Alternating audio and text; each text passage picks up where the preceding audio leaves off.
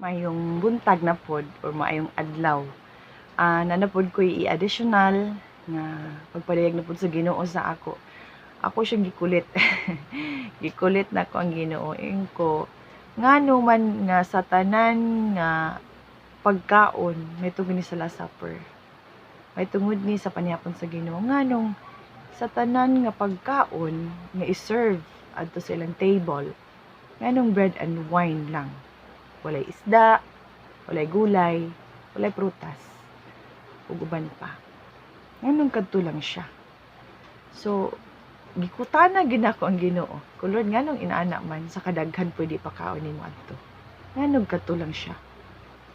So, gitubag jud ko niya. Ningon siya nga katong bread nagrepresent sa iyang body, iyang lawas. Ug ang wine nagrepresent sa iyang dugo. So, kung ngano man nga kana lang siya ang imong feed ngadto sa mga disciples sa maong katapusang panihapon nila atong nga time. So, ang tubag niya is ang bread ug wine nag-symbolizes sa iyang flesh, which is the body and blood. So, symbolizes as flesh. Ug kabaluta nga ang flesh ni Jesus is the word of God.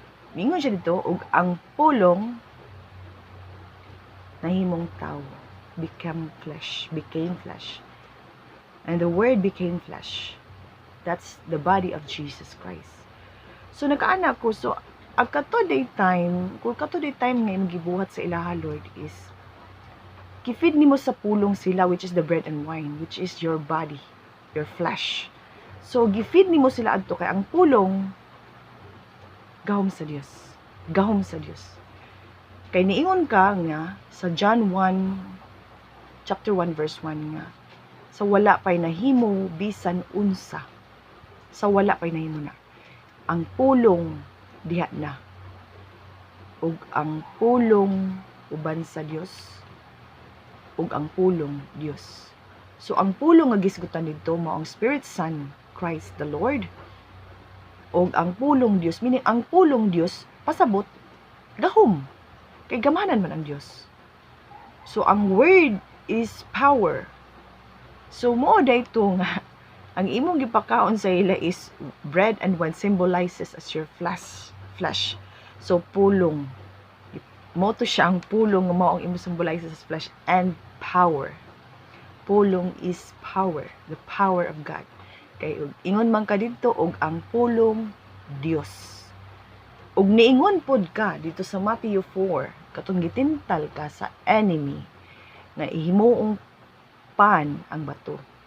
Ningon ka sa enemy nga ang tawo mabuhi dili lamang sa pan or dili sa pan lamang kundili sa matag pulong usab sa Dios.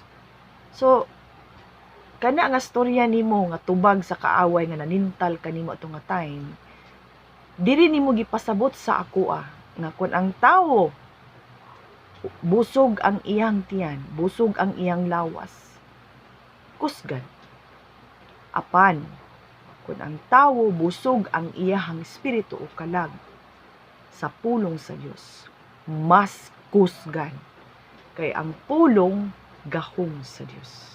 Ug ang pulong Dios ni anak ka sa John 1. Ug ang pulong Dios, ang pulong uban sa Dios, uban with the Spirit Father. The Spirit Son is with the Spirit Father.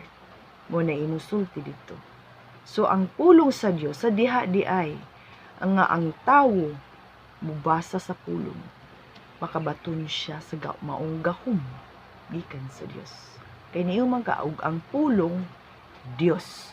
So kung pakanon sa tawo ang iyang kalag pinaagi sa pagbasa sa pulong, nakakaon siya sa maong gahom gikan sa Dios.